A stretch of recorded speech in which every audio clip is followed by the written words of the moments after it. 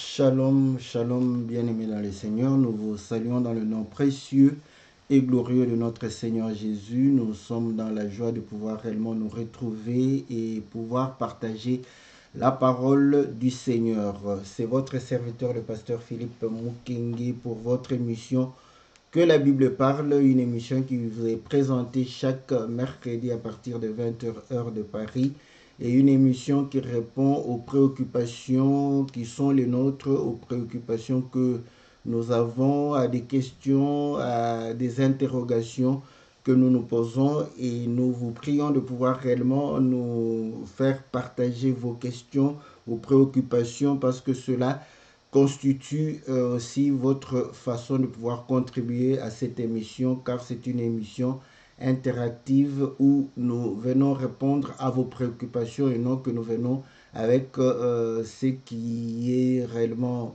la charge que le Seigneur nous met. Donc voilà, bien aimé dans le Seigneur, c'est votre serviteur, le pasteur Philippe Mukenge, et je suis là pour pouvoir vous servir. L'Éternel, notre Dieu, est bon, il est réellement merveilleux. Voilà pourquoi il nous donne le souffle de vie, il nous donne la force, la santé, il nous donne les capacités, il nous donne l'intelligence, la sagesse, il nous protège, il veille sur nous. Voilà pourquoi nous sommes reconnaissants et nous disons merci pour tout ce qu'il a fait, pour tout ce qu'il a manifesté, pour son amour, pour sa grâce, sa miséricorde, pour sa bonté envers tout un chacun de nous. Et il connaît nos préoccupations, il connaît nos besoins, il connaît notre situation, la détresse dans laquelle nous vivons.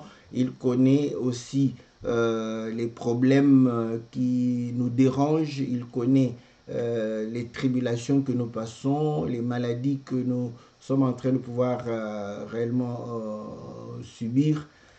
Que la main de l'Éternel puisse réellement être une bannière de victoire dans la vie de tout un chacun, afin que chacun de nous ait la réponse adéquate à sa situation, que chacun de nous puisse réellement recevoir la réponse à sa préoccupation quotidienne, que la bénédiction de l'Éternel soit avec tout un chacun de nous, et que l'Éternel puisse apporter les solutions, apporter réellement ce dont nous avons besoin dans notre vie.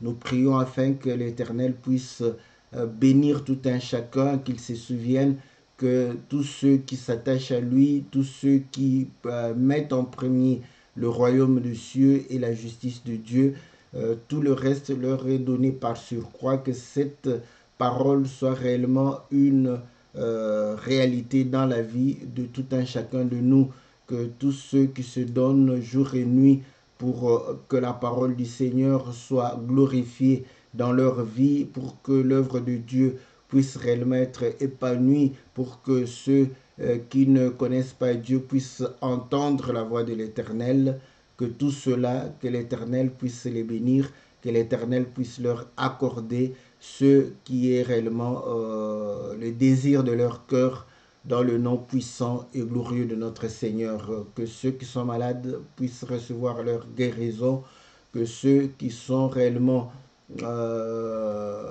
abattus, qu'ils soient réconfortés, affermis pour pouvoir réellement se relever et pouvoir continuer, n'est-ce pas, de pouvoir se battre dans tous les domaines que ce soit, afin que la réussite, la victoire leur soit accordée dans le nom puissant et glorieux de notre Seigneur. Salutations à tous les bien-aimés. Nous saluons le bien-aimé Jean Didier, la sœur Sylvie, le bien-aimé Farid. Nous saluons la sœur Charlotte. Nous saluons la sœur Cathy, la sœur Bia, le bien-aimé Gabin. Nous saluons le bien-aimé Le Bien. Nous saluons la sœur Nadine. Nous saluons la sœur Alice. Nous la saluons tous les frères et toutes les sœurs qui sont fidèles à cette émission. Donc, que l'Éternel vous soit très favorable, que le Seigneur vous bénisse.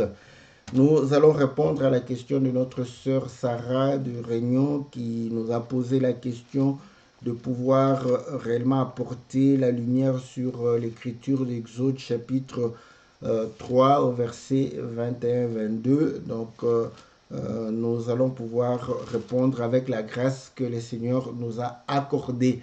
Donc, que Dieu la bénisse, comme nous le disons. Posez-nous vos questions, vos préoccupations. Cela sera pour votre bénédiction, pour notre édification, pour notre bénédiction aussi, pour la bénédiction de plusieurs d'entre nous, parce que la parole de Dieu est une bénédiction pour ceux qui la reçoivent. La parole de Dieu nous accorde la vie, la parole de Dieu nous accorde la lumière, la parole de Dieu nous accorde réellement la guérison, nous accorde réellement tout ce dont nous avons besoin. Donc, n'hésitez pas, posez vos questions, nous parcourons. Ça, c'est une question qui a été posée il y a longtemps. Nous avions répondu à une de ces questions et celle-ci, on l'avait passée. On n'a pas pu répondre explicitement, peut-être parce que on a cru que ça a été peut-être répondu d'une manière ou d'une autre dans une de nos interventions. Mais nous allons vouloir pouvoir répondre de manière explicite à la question de notre sœur. Que le Seigneur la bénisse, que le Seigneur puisse lui accorder tout ce qu'elle a besoin, tout ce qu'elle veut dans sa vie pour pouvoir réellement s'épanouir et pouvoir réellement glorifier le nom du Seigneur. Que le Seigneur lui accorde au nom puissant de notre Seigneur Jésus et que cela lui soit accordé au centuple dans le nom de notre Seigneur. Nous sommes là et nous croyons que l'Éternel va nous faire grâce de pouvoir réellement répondre à sa question. Voilà, lisons l'Écriture avant de pouvoir réellement développer. Nous sommes dans le livre d'Exode au chapitre 3, au verset 21. Je ferai même trouver grâce à ce peuple aux yeux des Égyptiens. Et quand vous partirez, vous ne partirez point à vide. Chaque femme demandera à sa voisine et à celle qui demeure dans sa maison des vases d'argent, des vases d'or et des vêtements que vous mettrez sur vos fils et vos filles et vous dépouillerez les Égyptiens. Donc voilà ce que le Seigneur a recommandé à Israël avant de pouvoir sortir de l'Égypte. Donc il s'agit bel et bien du peuple de Dieu qui était en Égypte en esclavagisme, où il était en train de pouvoir subir des travaux forcés, des corvées pénibles, n'est-ce pas,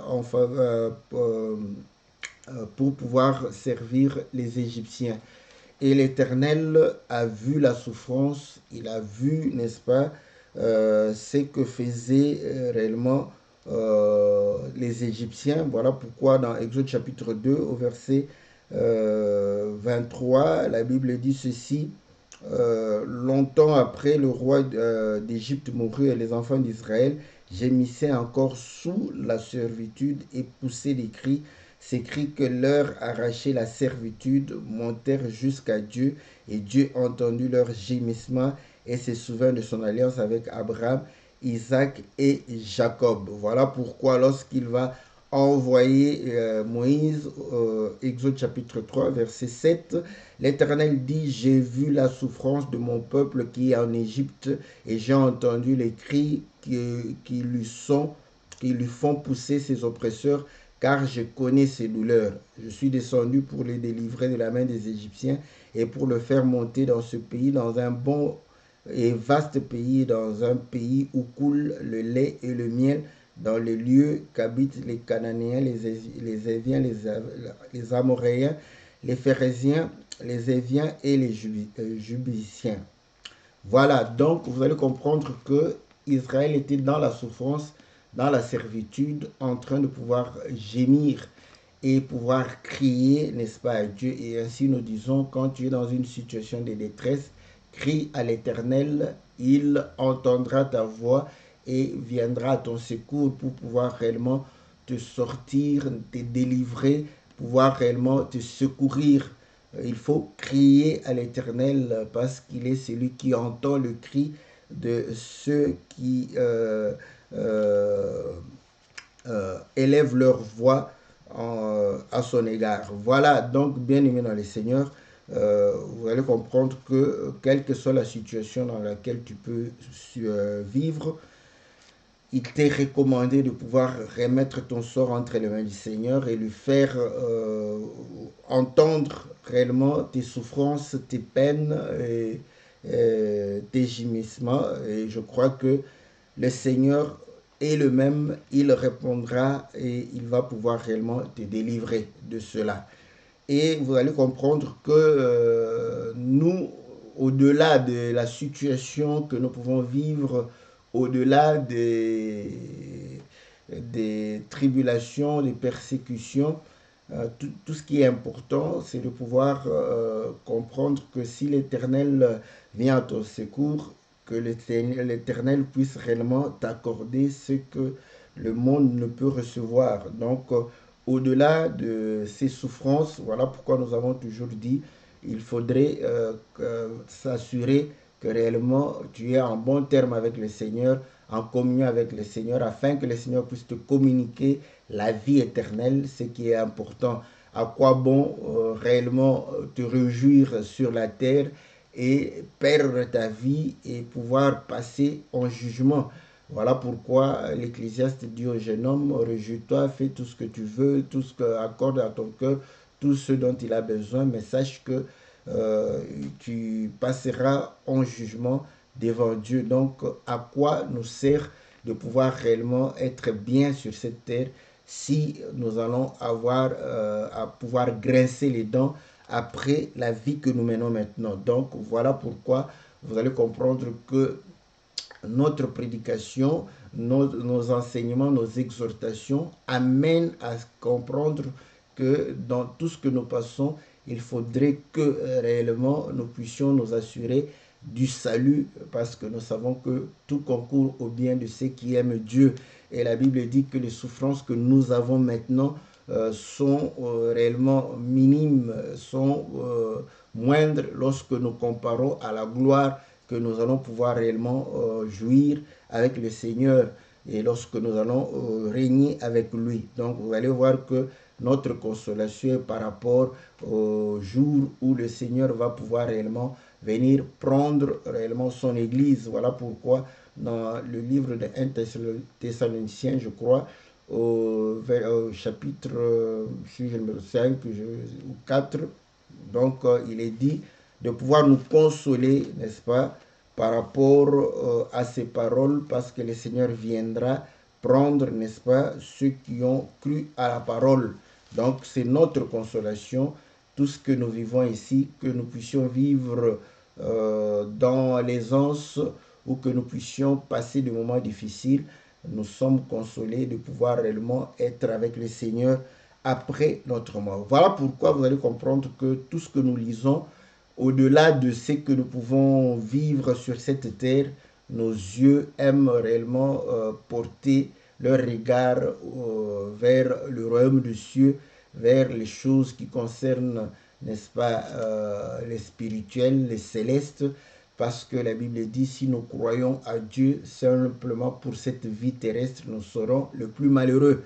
Donc, ce sont des choses qui passent. Voilà pourquoi le Seigneur, dans le livre de Jean chapitre 6, il dit, travailler pour une nourriture qui ne périt point. Donc, voilà. Donc, lorsque nous lisons les Écritures, lorsque nous nous exhortons par rapport aux choses qui ne périssent point, nous nous exhortons par rapport aux choses qui subsistent et par rapport à ce qui va pouvoir réellement nous amener dans le royaume des cieux. Voilà. Donc, sinon, vous allez comprendre que tout le monde souffre, les païens, les athées, les incrédules, les méchants, d'une manière ou d'une autre, nous souffrons, d'une manière ou d'une autre, nous passons aussi des moments de jouissance. Donc, vous allez comprendre que la vie est faite ainsi.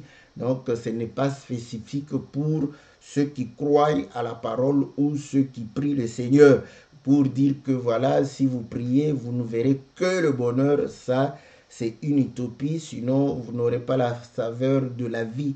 La vie a de la saveur lorsque il y a aussi les difficultés, n'est-ce pas? Les difficultés donnent de la saveur à la réussite.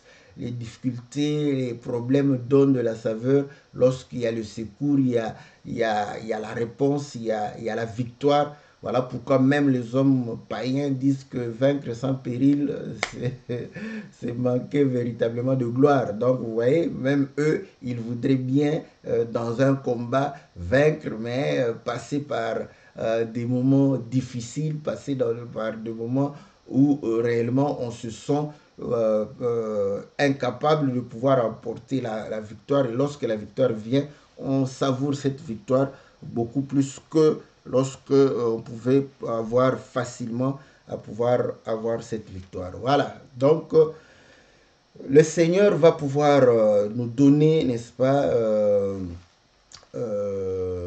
l'aperçu pour aller au-delà de choses qui puissent réellement être notre quotidien. Nous sommes dans le livre de Jean, chapitre 8, où le Seigneur est en train de pouvoir parler, n'est-ce pas, à ceux qui avaient cru et pour pouvoir leur dire que, voilà, au verset 31, et il dit aux Juifs qui avaient cru en lui, si vous demeurez dans ma parole, vous êtes vraiment mes disciples et vous connaîtrez la vérité et la vérité vous affranchira. Donc nous comprenons que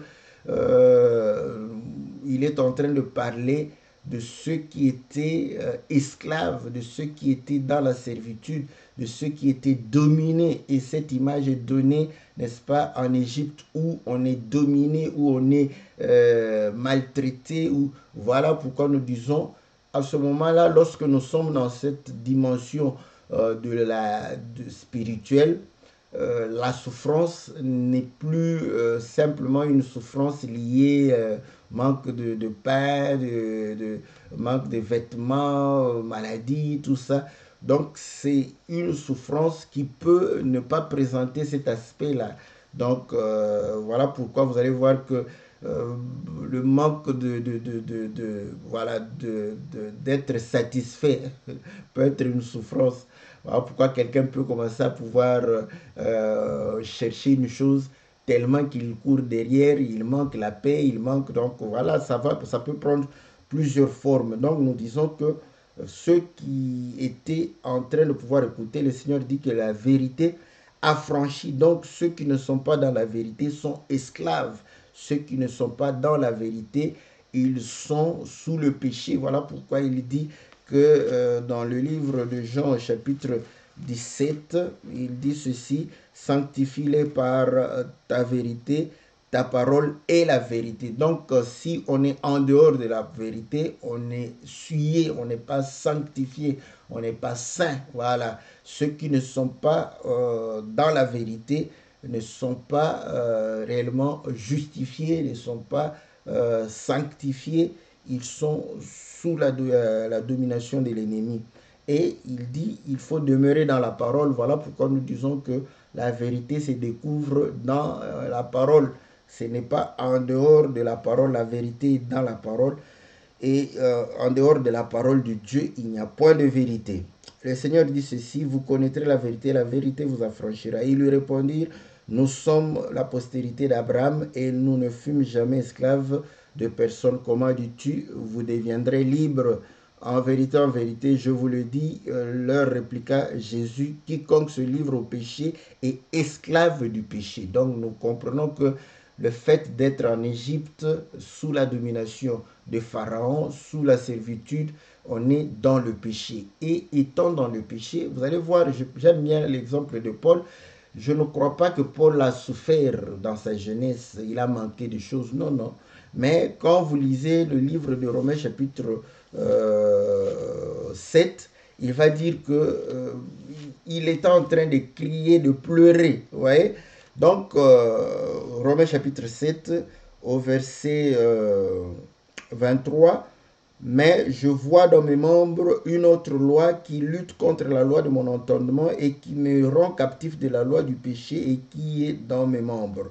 Misérable que je suis, qui me délivrera du corps de cette mort? Voilà le cri qu'il lance. Vous voyez, donc vous allez comprendre que quand on est dans le péché, quand on est sous le péché, vous allez comprendre que si vous avez la sémence de Dieu, vous êtes de la sémence de Dieu, de la postérité d'Abraham, vous serez persécuté, vous allez souffrir. Et j'aime toujours l'exemple de Lot. Lot ne manquait de rien. Parce que, vous voyez, j'aime vraiment que nous puissions nous détacher des situations. Ce n'est pas bon. C'est pas parce que tu souffres, tu vas croire qu'il faut que la prédication puisse tourner tout autour de la souffrance, du manque de pain, manque de vêtements, manque d'enfants, manque de mariage, manque de travail, manque de ceci. Bon, vous voyez, l'autre ne manquait rien. Il avait des enfants, il avait une femme, il avait des biens, il en avait trop. Ils se sont séparés avec Abraham parce qu'il avait beaucoup de biens de richesses. Mais il était tourmenté, voilà, il souffrait, tourmenté. Il était tourmenté par quoi? Non pas par la maladie, non pas par le manque des vêtements, non pas par le chômage et autre chose, n'est-ce pas? Il était tourmenté par le péché, par la méchanceté des gens de Sodome et Gomorrhe. Il était tourmenté par la vie que ces gens menaient. Donc vous allez comprendre que le fait que tu veux vivre dans la justice de Dieu, tu seras tourmenté. Voilà. Même si tu manges bien, même si... Donc voilà, je prends l'exemple de quelqu'un qui a beaucoup d'argent et qui est poussé à pouvoir aller faire l'impudicité, ceci, cela. S'il est un enfant de Dieu, après avoir fait cela, il sera tourmenté, il va souffrir, voilà. Il doit crier comme en Égypte, il doit crier parce que vous allez comprendre que le Dieu de ce siècle est en train de pouvoir l'assujettir dans des sales besognes, il est en train de pouvoir l'assujettir dans des œuvres infructueuses. En tant qu'enfant de Dieu, il doit crier et Dieu entendra cette voix. Voilà, donc j'aime bien cela pour que vous puissiez comprendre que le Seigneur, voyez, préoccupez-vous de votre âme plus que de votre corps. Voilà, c'est ça, j'aime bien ça. Préoccupe-toi plus de ton âme que de ton corps. Parce que le corps, de toute façon, que tu prennes soin ou pas, ce corps ira dans la terre. Voilà, donc le corps n'héritera pas le royaume. Donc, en tant qu'enfant de Dieu, préoccupons-nous de ce qui est réellement, qui a de la valeur devant Dieu. Donc, c'est notre âme. Voilà. Donc, si notre âme n'est pas en communion avec Dieu, nous devons souffrir. Si nous n'exprimons pas la nature que Dieu nous a accordée, notre vrai essence. Vous allez voir que même dans la vie de tous les jours, quand quelqu'un ne se retrouve pas, c'est-à-dire il fait des choses, mais il sent que ce n'est pas lui, il n'est pas à l'aise, il ne va pas réussir, il va pas, ou bien même s'il le fait, vous allez voir que il le fait peut-être pour les autres, mais là, quand il se retrouve ce qu'il aime, ce qui est sa personnalité, là, il se sent bien, il est en harmonie avec lui-même. Voilà, donc, c'est vraiment ça. C'est ça, la nature d'un enfant de Dieu. Lorsque nous avons la nature de Dieu, c'est là où nous nous retrouvons, nous disons, oh, enfin, c'est ma nature. Oh, enfin, je suis, n'est-ce pas, en harmonie, je suis vraiment bien avec moi-même. Voilà. Donc, nous comprenons que il fallait crier, n'est-ce pas, pour que le Seigneur puisse se délivrer. Maintenant, vous voyez, donc, il s'agit du symbole des hommes qui sont dans le péché, qui doivent quitter, n'est-ce pas, ce monde du péché pour pouvoir aller, n'est-ce pas, à Cana. Et l'Église, c'est ça même, sortie du monde, sortie sous la domination du Dieu de ce siècle, sortie réellement sous la domination de la séduction, n'est-ce pas, de ce monde où le monde est en train de dicter le dictat des hommes. Voilà, nous sortons parce que c'est Ecclésia. Nous sortons comme Abraham. Abraham est sorti de sa patrie, de sa maison, de son pays. Il est sorti, n'est-ce pas, de la tradition des hommes, de leurs rudiments, de leurs mœurs et us. Voilà, il est sorti pour pouvoir aller servir le Seigneur. Et nous, de la postérité d'Abraham, nous devons aussi sortir. Voilà, mais écoutez maintenant. Lorsqu'il sort, Dieu dit que vous ne pouvez pas aller main vide. Voilà. Vous ne pouvez pas aller main vide. Et vous devrez demander. Pourquoi? Parce qu'étant esclave, rentrons maintenant, retournons sur les faits naturels. Étant esclave, ils n'avaient pas de richesse parce qu'ils n'étaient pas payés, c'est tout à fait normal. Donc, comment vous allez imaginer qu'ils sont des esclaves et qu'ils aient de l'or, de l'argent, des vêtements magnifiques, tout ça, les maîtres allaient prendre tout cela. Donc, vous allez comprendre qu'ils étaient ils n'avaient rien, ils n'avaient absolument rien. Donc, il fallait sortir. Et le Seigneur, voilà pourquoi le verset 21, j'aime bien, il dit, vous n'allez pas partir à vide. Donc, s'ils n'avaient pas demandé, s'ils n'avaient pas demandé des vases d'or, d'argent, des vêtements, donc, ils allaient partir à vide. Ils n'allaient rien avoir. Ça, c'est bon, j'aime ça. Voilà. Donc, vous comprenez? Donc, ils vont sortir et le Seigneur dit, vous n'allez pas partir à vide. Et là aussi, ce que j'aime, au lieu de pouvoir dire, voilà, les hommes, c'est la charge des femmes. Que chaque femme, voilà, ce sont les femmes qui doivent aller demander. Il faut que les femmes aillent demander, n'est-ce pas, à leurs voisines, n'est-ce pas? J'aime bien ça. J'aime la parole du Seigneur. Ouais. Les femmes doivent aller demander. On n'a pas dit aux hommes. Les femmes doivent aller demander. Donc, les femmes sont sorties, sont allées demander, n'est-ce pas, des vases d'or, d'argent et des vêtements. Mais qu'est-ce qui s'est passé? Parce que vous allez comprendre que avant qu'Israël ne sorte, Dieu a frappé les Égyptiens. Donc, chaque premier-né de l'Égypte a été frappé. Il y avait du deuil, n'est-ce pas, en Égypte. Et ils sont venus pendant que les autres étaient en train de pleurer. Ils ont dit, bon, nous, c'est bien, vous êtes endeuillés, mais voilà, Dieu nous a demandé. J'aime ça. Bon, permettez-moi de mettre un peu de commentaires là-dessus, n'est-ce pas? Donc, parce que c'est Dieu qui les a recommandés. Donc, Dieu nous a demandé de pouvoir, j'aime, si vous pouvez même dire, vous dépouiller, donnez-nous l'or, l'argent, vous pouvez mettre la formule que vous voulez. Hein, donc, voilà. Donc, vous allez comprendre que elles vont demander comme ça et on va donner des vases d'or, des vases d'argent, n'est-ce pas, des vêtements et ils vont partir pour pouvoir aller avec. Mais pourquoi le Seigneur avait dit cela? Parce que le Seigneur dit que vous ne pouvez pas aller main vide. Voilà. C'est ici où j'aime cette écriture. Les gens aiment ça aussi. Hein? Nous sommes nombreux à aimer ça. Deutéronome chapitre 16. Deutéronome chapitre 16, au verset 16. 3 fois par année, tous les mâles d'entre vous se présenteront devant l'Éternel, ton Dieu, dans le lieu qu'il choisira. À la fête des pains sans levain, à la fête des semaines, à la fête des tabernacles, on ne paraîtra point devant l'Éternel les mains vides. Alléluia, alléluia. Voilà. Oui.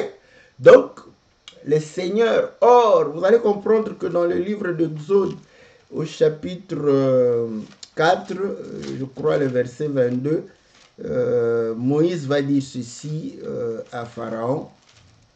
Voilà. Tu diras à Pharaon, ainsi parle l'Éternel, Israël est mon premier-né, mon fils, mon premier-né. Je te dis, laisse aller mon fils pour qu'il me serve. Si tu refuses de le laisser aller, voici, je ferai périr ton fils, ton premier-né. Voilà. Ouais. Donc, pourquoi ils sont sortis de l'Égypte? C'est pour aller servir le Seigneur, pour aller célébrer le Seigneur. Nous pouvons lire, voilà, aussi dans Exode chapitre 5, au verset 1. Moïse et Aaron se rendirent ensuite auprès de Pharaon et lui dirent, ainsi par l'Éternel, le Dieu d'Israël, laisse aller mon peuple pour qu'il célèbre au désert une fête en mon honneur. Voilà, les hommes vont se présenter à l'occasion de fêtes, n'est-ce pas? Fête de pain sans levain, fête de tabernacle, de moisson.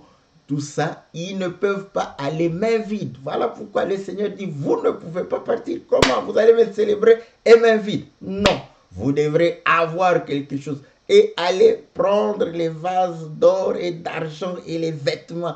Venez avec. Vous voyez, parce qu'ils ne pouvaient pas avoir dans les mains rien du tout pour pouvoir célébrer le Seigneur. Pour célébrer le Seigneur, il fallait avoir, n'est-ce pas, quelque chose en main. Voilà. Donc, vous comprenez? Donc, nous comprenons une chose, que l'or et l'argent, des vases d'or et d'argent et les vêtements, c'était pour aller, n'est-ce pas, servir le Seigneur, même si eux ne savaient pas, mais le Seigneur le savait, parce qu'il savait qu'ils allaient pour pouvoir célébrer. Et comme il sait qu'il ne pouvait pas être allé là-bas main vide, il fallait qu'il puisse avoir des richesses, n'est-ce pas, de la part des Égyptiens. Écoutez maintenant, dans Exode chapitre 25, le Seigneur va dire ceci. L'Éternel parla au verset 1. L'Éternel parla à Moïse et dit, parle aux enfants d'Israël qu'ils m'apportent une offrande. Vous la recevrez pour moi de tout homme qui la fera de bon cœur. Ça j'aime. Vous voyez, ici, il demande l'offrande aux hommes. Là-bas, il a demandé aux femmes d'aller demander. Ça, c'est bon, l'évangile, j'aime ça. Vous voyez, donc, c'est comme ça, quand le Seigneur permet que tu puisses, on insiste, il y a des fois où je lis comme ça, je n'insiste pas que là-bas c'était les femmes, non. Ici on dit, tu vas demander les offrandes aux hommes, à tout homme, de bon cœur, n'est-ce pas, qui la fera de bon cœur. Voici ce que vous recevrez d'eux en offrande, de l'or, de l'argent, de l'airain, des étoffes teintes en bleu, en pourpre, en cramoisi, du fin lin et du poil de chèvre, des peaux de bélier teintes en rouge, des peaux de dauphin, du bois d'acacia, de l'huile pour le chandelier, des aromates pour l'huile d'onction et pour le parfum odoriférant. Des pierres d'onyx et d'autres pierres pour la garniture de l'éphod du pectoral. Ils me feront un sanctuaire et j'habiterai au milieu d'eux. Voilà. Vous ferez les tabernacles et tous les ustensiles d'après le modèle que d'après le modèle que je t'ai montré. Voilà. Donc nous voyons, ils étaient sous la servitude, dominés par les Égyptiens. Ils n'avaient rien. Donc, mais lorsqu'ils veulent sortir, le Seigneur dit non, non, non, non. Prenez les vases d'or et d'argent et les vêtements, dépouillez les Égyptiens. Et vous allez pouvoir sortir. Le but de leur sortie est pour aller servir le Seigneur. Donc, quand tu quittes le monde, c'est pour servir le Seigneur. Ce n'est pas pour te servir. Voilà pourquoi je n'aime pas trop cet évangile-là. Je sais que cet évangile-là plaît à la chair. Tu dois quitter le monde afin que tu puisses réussir dans tes affaires, que tu aies le mariage, tu aies les enfants, des voitures, des maisons, des costumes. Voilà, il sort pour aller se servir. Voilà, ça, c'est contraire à la parole. Donc, quand tu sors de l'Égypte, c'est pour servir l'Éternel. Quand tu sors de l'Égypte, c'est pour aller célébrer Dieu. Voilà. Et le Seigneur dit, tu ne peux pas sortir main vide. Donc, tu dois avoir des choses pour pouvoir aller servir le Seigneur. Voilà. Donc, vous allez comprendre que il faut véritablement pour servir le Seigneur. Et le Seigneur dit que vous allez faire une offrande et c'est cette offrande. Sur cette offrande, je vais habiter au milieu d'eux. Voilà. Donc vous allez comprendre que ce qu'ils vont pouvoir... Ils n'avaient rien. Ils n'avaient rien. C'était 400 ans d'esclavagisme. Donc les Égyptiens les ont dépouillés complètement. Donc vous allez comprendre que ils ne pouvaient pas avoir de l'or, tout ça, complètement dépouillé. Ouais, rien du tout. Donc, quand ils veulent sortir, le Seigneur leur donne. Et ici, nous voyons que le Seigneur demande maintenant. Il dit, vous allez demander, mais il faut que ceux qui donnent puissent donner avec un bon cœur, avec libéralité. Ouais, donc, qu'ils puissent donner vraiment, que ceux qu'ils vont donner soit l'expression de leur cœur. Voilà. est-ce que vous pouvez me permettre maintenant de délirer un peu? Voilà, parce que c'est comme ça, parce que lorsqu'on commence à parler des choses, donc vous allez comprendre que les vases d'or, d'argent, les vêtements, toutes les richesses là, c'était le cœur. Le cœur, n'est-ce pas, du peuple. J'aime ça. Bon, je vais lire une écriture, hein. C'est pas, je n'invente rien. Matthieu chapitre 6, au verset 19. Ne vous amassez pas de trésors sur la terre. Voilà. Donc, ne servez pas le Seigneur pour vous amasser des trésors sur la terre, où la teigne et la rouille détruisent, où le voleur perce et dérobe. Voilà. Mais amassez-vous des trésors dans le ciel, où la teigne et la rouille ne détruisent point, et où le voleur ne perce ni ne dérobe. Car là où est ton cœur, là où est ton trésor, là aussi sera ton cœur. Voilà. Maintenant, la richesse d'Israël était où? Entre les mains des Égyptiens. Leur cœur était entre les mains des Égyptiens. Oh là là là, ça c'est bon. Vous voyez? Donc vous allez comprendre que pour quitter l'Égypte, il fallait récupérer le cœur. Bon, on va en parler. Récupérer, n'est-ce pas, le trésor, récupérer la richesse. Et pouvoir aller, et là, vous allez comprendre que ce n'est pas pour soi. Voilà pourquoi c'est pour servir, c'est prendre ce cœur de l'Égypte, des Égyptiens, prendre ça et donner à Dieu. Voilà, offrir à Dieu. Voilà, ce cœur. Tu aimeras ton Dieu de tout ton cœur, de toute ton âme. Mais ton cœur est resté en Égypte. Qu'est-ce que tu offres à Dieu? Rien du tout, parce que tout est en Égypte là-bas. Tu as laissé tout, hein, au lieu de pouvoir amener. Dieu a ordonné, il faut déplier les Égyptiens. Donc nous comprenons que le Seigneur dit, voilà, et je vais habiter au milieu. Non, maintenant nous lisons au verset 35, Exode 35, là où Moïse va demander, parce que Exode 25, il disait que vous allez demander, donc Exode 35, Moïse va demander. Nous sommes au verset 4. Moïse parla à toute l'assemblée des enfants d'Israël et dit, voici ce que l'Éternel a ordonné. Prenez ce qui vous appartient, une offrande, sur ce qui vous appartient, une offrande pour l'Éternel. Tout homme dont le cœur est bien disposé apportera en offrande à l'Éternel de l'or, de l'argent, de l'airain, des étoffes teintes en bleu, en pourpre, en cramoisi, de fin lin et du poil de chèvre. Donc voilà. Vous voyez, Dieu a dit de pouvoir demander. Dès qu'ils ont demandé, ça leur appartenait. Voilà pourquoi il dit que Moïse parla à toute l'assemblée et dit aux enfants, voici ce que l'Éternel ordonne. Prenez sur ce qui vous appartient. Voilà. Sur ce qui est à vous. Voilà. Donnez, n'est-ce pas, à Dieu. Voilà. Donc il a répété, vous allez lire, moi je saute ce qui m'intéresse parce que j'avais dit, ce sont les femmes qui sont allées demander des vases d'or et d'argent et des vêtements. Et le Seigneur, en Exode chapitre 25, dit, demandez aux hommes. Voilà. Donc, et ici, vous allez comprendre, parce qu'ici, l'homme, c'est la femme. J'aime les Écritures.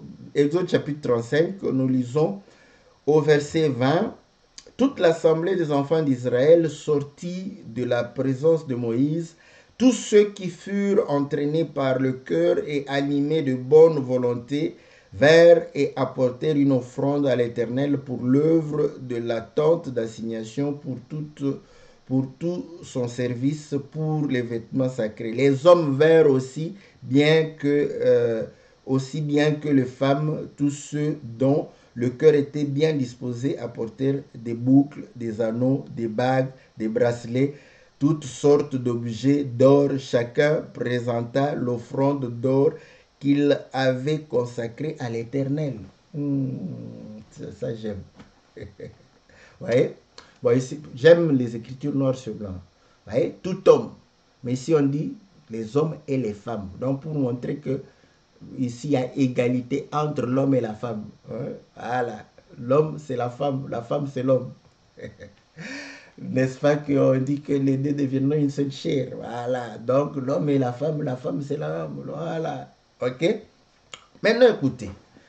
Je crois avoir parcouru, n'est-ce pas, l'essentiel aussi de ce qui est dit là-bas. Voilà. Donc, nous avons déjà compris que, voilà, nous étions esclaves du péché dans le monde et le Seigneur est venu nous sortir pour le servir afin de pouvoir hériter le royaume parce que Cana est le symbole de la cité dont Dieu est l'architecte et c'est lui qui pose les fondements. Donc, nous comprenons que Dieu nous a sortis du monde, voilà. Mais ici, vous allez comprendre que il demande à ce que nous puissions, selon de prier les Égyptiens. Voilà.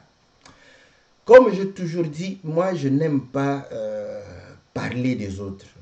Parce que je suis un peu égoïste, hein. J'aime bien parler de moi, j'aime bien que tu te sentes concerné dans ces choses. Ne regarde pas quelqu'un à côté, tout ça, les Égyptiens, tu regardes, oh, voilà, celle-là, c'est une Égyptienne.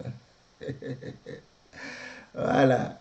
Donc, vous allez comprendre qu'il s'agit réellement de notre salut. Voilà.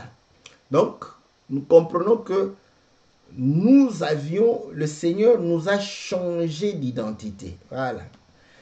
Je prends une écriture qui montre que nous étions aussi des Égyptiens. Éphésiens chapitre 2. Éphésiens chapitre 2. Au verset, je commence au verset 1. Vous étiez morts par vos offenses, par vos péchés, dans lequel vous marchiez autrefois selon le trait de ce monde, voilà, selon le prince de la puissance de l'air, de l'esprit qui agit maintenant dans les fils de la rébellion. Voilà. Nous tous aussi, nous étions de leur nombre. Nous vivions autrefois selon les convoitises de notre chair, accomplissant les volontés de la chair et de nos pensées. Et nous étions par nature des enfants de colère comme les autres. Voilà. Nous étions des Égyptiens parce que ceux-ci, ce sont des mondains, des Égyptiens par nature. Vous voyez? Nous vivions sous la domination du Dieu de ce siècle, du prince de ce monde, de l'esprit qui agit dans les airs. Voilà pourquoi lorsque il y a des modes qui paraissent, nous suivons cela. Voilà. Les hommes, parfois, ils portent des pantalons qui n'arrivent pas au bas là-bas. Ils appellent ça des ungaru. Vous voyez, quand ça... Nous étions comme ça. Donc, vous allez comprendre que quand quelque chose est à la mode, nous suivions le train de ce monde. On n'était pas différents de... Nous étions des Égyptiens. Voilà. Ouais. Donc, quand on dit de pouvoir quitter le monde, comme moi, je n'aime pas trop parler des autres. Ne cherche pas. Nous étions nous-mêmes le monde. Voilà. Donc, le Seigneur veut réellement nous puissions quitter cette nature. Ok, mais vous allez comprendre que il a pris, n'est-ce pas, des richesses. Il a mis, n'est-ce pas, parce que l'or, l'argent, n'est-ce pas, était en Égypte, chez les Égyptiens, dans les maisons des Égyptiens. Donc, vous allez comprendre que cette nature que Dieu voudrait utiliser pour que nous puissions le servir était dans cet homme-là qui est en train de pouvoir pécher. Donc, quand tu veux le dépouiller, voilà, parce qu'il faut le dépouiller, il faut prendre, voilà, il faut prendre l'or et l'argent. Car l'or et l'argent appartiennent à l'Éternel, vous voyez. Il ne faut pas laisser ça là-bas, il faut prendre ça, prendre l'or et l'argent. Prendre, n'est-ce pas, ce que les hommes disent, l'humanité. Hein? Quand on parle de l'humanité, vous voyez, hein, ce qui est bon dans l'homme. Voilà. Donc, vous allez comprendre que c'est ça ce qu'il fallait prendre pour pouvoir servir le Seigneur. Et Paul explique cela. Pourquoi? Paul est en train, Romains chapitre 7, il démontre que, en fait, on est deux. L'homme intérieur, c'est celui qui a la nature, la postérité d'Abraham, la sémence de Dieu. Et l'homme extérieur, n'est-ce pas, c'est lui, n'est-ce pas, qui porte la terre, qui est dominé par l'ennemi, qui est dominé, n'est-ce pas. Donc, vous allez comprendre, ces deux hommes sont en conflit. Et qui domine sur l'autre quand on est païen? C'est l'Égyptien qui va te maltraiter. Voilà pourquoi j'avais dit, vous voyez, quand tu es maltraité par l'Égyptien, tu dois réellement crier. Mais toi, l'Égyptien te maltraite, tu es content. Tu es l'ami de l'Égyptien. Donc, tu dois être un traître. Vous voyez? Donc, vous allez comprendre que toi, tu es un véritable traître. Parce qu'au lieu d'être ennemi de l'Égyptien, tu es ami de l'Égyptien. Tu coopères avec lui. Et pourtant, si tu n'es pas ami avec, il va te maltraiter, il va te faire des choses que tu n'aimes pas. Tu vas souffrir pour ça et tu vas crier à l'Éternel. L'Éternel entendra ta voix et viendra te délivrer. Voilà pourquoi il faut le dépouiller. Voilà. Et c'est que le Seigneur fait quoi? Parce qu'il est fort. Voyez? Voilà pourquoi en Égypte, le Seigneur a frappé les premiers-nés. Genèse chapitre 49. Genèse chapitre 49. Voilà. Je fais aussi un peu d'exercice. Écoutez ce que Jacob dit sur le premier-né. Au verset 3. Ruben, toi mon premier-né, ma force, les prémices de ma vigueur, supérieur en dignité, supérieur en puissance, impétueux comme les eaux. Tu n'auras pas la prééminence car tu es monté sur la couche de ton père. Tu as essuyé ma couche en y montant. Donc, vous voyez, le premier-né, c'est la force. C'est la puissance. Voilà. Donc, vous allez comprendre que l'Égyptien était fort en train de dominer sur l'enfant de la maison d'Abraham, celui qui est à l'intérieur, qui aime Dieu, qui est comme Lot à Sodome et Gomorrhe, en train de pouvoir souffrir lorsque tu l'amènes en train d'aller se prostituer, quand tu l'amènes pour aller escroquer, quand tu l'amènes pour mentir, quand tu l'amènes pour te quereller, il est vraiment, il se dit, mais je ne veux pas ces choses, mais il me fait faire vraiment, ce sont des travaux forcés. Voilà, j'aime ça, vous voyez. Donc, l'Égyptien est en train de te faire des travaux forcés. Si tu es de la maison de Dieu, si tu es de la sémence de Dieu, si tu es réellement celui en qui Dieu a placé réellement sa sémence, tu vas pouvoir, quel que soit, vous voyez ici, je n'ai pas besoin de savoir si tu souffres, parce qu'il y en a qui souffrent comme ça tellement qu'il n'y a rien, elle va se prostituer, vous voyez, elle se prostitue parce qu'elle souffre. Mais je ne sais pas, vous lui dites allez travailler, mais je cherche du travail, je ne trouve pas du travail, c'est plus facile de se prostituer. Elle se prostitue pour ça. Ouais.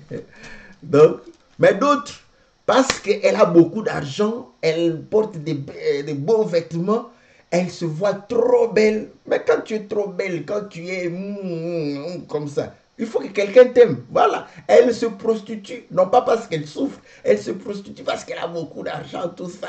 Donc il faudrait quand même staff pour que les gens voient. Voilà. Donc vous allez voir que pour pécher, ça ne dépend pas. Donc tu peux souffrir, pécher, être avec beaucoup d'argent et pécher aussi à outrance. Maintenant, l'âme, c'est ça où moi je dis, l'âme, que tu sois dans la misère, que tu sois dans l'abondance, quand tu accomplis des choses qui ne sont pas conformes à la parole, l'âme doit souffrir. Si cette âme-là a la sémence de Dieu, l'âme va souffrir.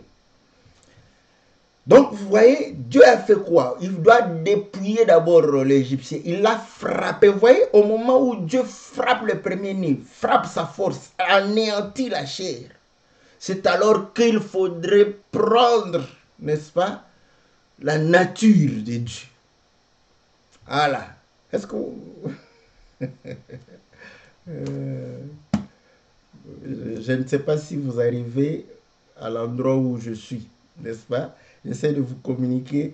Donc, j'espère que vous y arriverez par l'aide de l'esprit, n'est-ce pas? Donc, vous allez comprendre que Dieu a frappé. Or, Il a frappé à quelle occasion? L'agneau a été immolé. Voilà pourquoi nous aussi, il faut que nous puissions être immolés avec le Seigneur. Voilà pourquoi au mont Golgotha, il y avait deux bandits, n'est-ce pas? Un qui devrait être méchant et l'autre qui devrait accepter de mourir avec le Seigneur. L'autre a refusé de mourir. Il dit non, non, non, moi je ne veux pas mourir. Moi j'ai besoin d'être... Il a dit non, moi je préfère mourir avec toi. J'en ai assez de cette vie où tout le temps on nous demande de pouvoir réellement faire du mal, tout ça, j'en ai assez. Voilà, l'homme, il s'est rébellé contre l'Égyptien. Voilà. Donc, nous comprenons que à la croix de Golgotha, c'est là où le Seigneur frappe la force, anéantit la chair. Pourquoi? Pour que nous puissions nous libérer. Et le Seigneur dit qu'on ne va pas aller à vide comme ça. Il faut prendre la divinité qui était en nous et pouvoir l'amener. C'est cette divinité qui va célébrer Dieu. Voilà pourquoi vous allez comprendre que dans 2 Timothée, je salue ici mon pasteur Blanchard qui en parle de manière merveilleuse. L'écriture ici, la question de notre sœur Sarah, il a répondu ça dans beaucoup de facettes. Que Dieu bénisse mon pasteur, parce qu'il m'enseigne beaucoup, il m'exhorte beaucoup. Donc, je suis béni pour ça. Voilà. Donc, dans le livre de 2 Timothée, au chapitre 2, je crois, verset 20, voilà. L'Écriture dit ceci. Dans une grande maison, il n'y a pas seulement des vases d'or et d'argent, mais il y en a aussi de bois et de terre. Les uns sont des vases d'honneur et les autres sont d'un usage vil. Si donc quelqu'un se conserve pur en s'abstenant de ces choses, il sera un vase d'honneur sanctifié, utile à son maître, propre à toute bonne œuvre. Voilà. Vous voyez que voilà pourquoi on a dépouillé. Des vases d'or et d'argent, ce sont des hommes. Ce sont des hommes qui s'abstiennent des œuvres infructueuses, des œuvres qui se commettaient en Égypte. Voilà pourquoi Lévitique 19 le dit. Vous ne ferez pas ce qui se faisait en Égypte et vous ne ferez pas ce que vous verrez faire les Essiens, les Évésiens, tous ces gens qui sont à Cana que je vais chasser. Voilà. Donc nous sommes des vases d'honneur propres à toute bonne œuvre. C'est ça, débarrasser, vous voyez, débarrasser de la nature pécheresse, débarrasser de la nature du monde, de la mondanité, débarrasser de toutes ces choses. C'est ça, les vases, pour célébrer Dieu. Mais les vases, ce sont des hommes. C'est ce qu'il dit. Voilà pourquoi, vous voyez, on dit que les vases d'honneur, n'est-ce pas, pour, voilà, pour un usage de vases d'honneur et des vases vils d'un usage vil. Voilà. Donc vous allez comprendre que, écoutez maintenant ce que le Seigneur dit dans Romains chapitre 9. Romains chapitre 9, il dit ceci, au verset 22. Et que dire si Dieu voulant montrer sa colère et faire connaître sa puissance, a supporté avec une grande patience des vases de colère formés pour la perdition. Voilà. Et s'il a voulu faire connaître la richesse de sa gloire envers des vases de miséricorde qu'il a d'avance préparés pour la gloire. Donc vous voyez, des vases d'honneur nous sommes préparés pour la gloire du Seigneur. Or, argent, c'est pour glorifier le Seigneur, pour glorifier, être riche en bonnes œuvres. Voilà. Parce que c'est la richesse. Donc voilà pourquoi on dit qu'il donne la vie en abondance. Mais quand on regarde la vie en abondance, vous voyez, bon, c'est comme ça que moi je prêche. Hein. Si vous avez envie d'avoir beaucoup d'argent, ne venez pas écouter mes prédications. Il y en a qui, allez-y chez les autres. Moi, ne vous en faites pas. Vous allez dire, oh, mais n'a pas, moi j'ai besoin d'argent, je vous le dis. J'ai besoin d'argent, j'ai besoin de beaucoup d'argent. Donc, si tu as envie de pouvoir me donner l'argent, n'hésite pas. Je te l'ai dit, j'ai besoin d'argent. J'ai besoin de beaucoup d'argent. Beaucoup. Ce n'est pas pour m'acheter des vestes. Non, non. Ce n'est pas pour m'acheter des chaussures. J'ai besoin de beaucoup d'argent. Beaucoup. Parce que, voilà. Donc, mais malheureusement, je ne veux pas trop t'encourager. Bon, quand je prêche, hein, mais si en dehors de la prédication, je peux t'encourager à avoir beaucoup d'argent. Je vais te montrer même comment avoir beaucoup d'argent. Je vais te coacher pour que tu aies beaucoup d'argent. Ouais. Donc, je vais t'encourager pour que tu aies. Mais quand je prêche, j'ai pas assez de temps. Vous voyez? Donc, vous voyez que je parle beaucoup sans parler de toutes ces choses. Donc, si je commence à parler, comment tu dois avoir l'argent, tout ça, mais c'est 2 heures de prédication. Donc, pourtant, nous voulons faire seulement 1 heure de prédication maximum. Donc, vous allez comprendre une chose que des vases d'or et d'argent, n'est-ce pas? C'est nous. C'est la divinité. C'est la sémence de Dieu en nous. Vous voyez? Donc, pour pouvoir servir Dieu, il faut que nous puissions nous débarrasser de l'Égyptien. Voilà pourquoi Ésaïe 31, verset 3 dit, l'Égyptien n'est pas Dieu, il est homme. Voilà. Donc, l'homme que tu es, c'est l'Égyptien. Voilà, si tu veux servir le Seigneur, si tu veux te présenter à Dieu, tu dois te débarrasser de cet homme. Tu dois l'amener à la croix pour que s'il est fort, tu dois l'amener à la croix pour qu'on le frappe. Comme ça, tu vas prendre de l'or facilement. Tu vas trouver grâce. Dieu va te faire grâce pour que tu prennes, n'est-ce pas, le vase d'or, n'est-ce pas, qui va servir le Seigneur. Voilà pourquoi le Seigneur dit que faites l'offrande, faites le tabernacle, je vais habiter au milieu d'eux. C'était la promesse du Saint-Esprit. Voilà pourquoi la Bible dit que vous êtes le temple du Saint-Esprit. Donc pour que le Saint-Esprit vienne habiter en nous, il faut que nous puissions nous déplier, n'est-ce pas? Voilà pourquoi il fallait que ce soit les femmes, parce que la femme c'est la chair. Voici cette fois-ci os de mes os, chair de ma chair, c'est la chair. Vous voyez? Donc il faudrait que la chair puisse revendiquer la divinité. C'est à ce moment que tu vas servir le Seigneur. Parce que si la chair, ta chair n'aime pas Dieu, oh là là là, tu vas souffrir, tu vas souffrir, tu vas souffrir. Vous voyez? Donc vous allez comprendre que Moïse c'est le symbole même de l'Esprit, le Saint-Esprit, c'est le ministère, les hommes, voilà. Il va demander, donc le Saint-Esprit donne, n'est-ce pas, de la force à notre âme pour que nous puissions déployer, n'est-ce pas, la chair de ses qualités afin de pouvoir servir le Seigneur. Ça se comprend? Est-ce que ça se comprend bien? Voilà, c'est comme ça que j'aime prêcher. Je n'aime pas, ne regarde pas ailleurs. Regarde, tu es devant le miroir, tu dois te voir comment est-ce que voilà. Vous voyez? Donc vous allez comprendre que le Saint-Esprit en nous donne de la force parce que Dieu anéantit la chair.